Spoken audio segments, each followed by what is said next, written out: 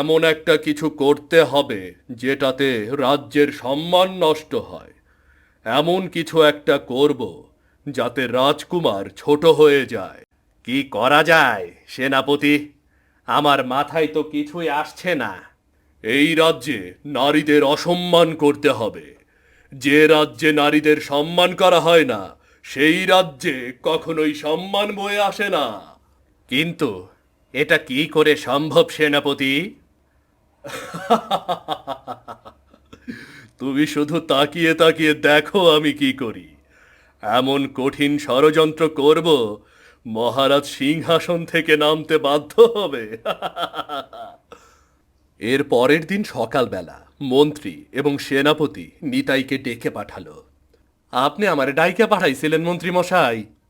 হ্যাঁ রে, তুই তো একেবারে সত্যবাদী যুধিষ্ঠির রে। সেদিন যেভাবে মহারাজকে ভিক্ষুক দেখিয়ে দিলি, আমরা তো সত্যি খুব অবাক হয়েছি রে।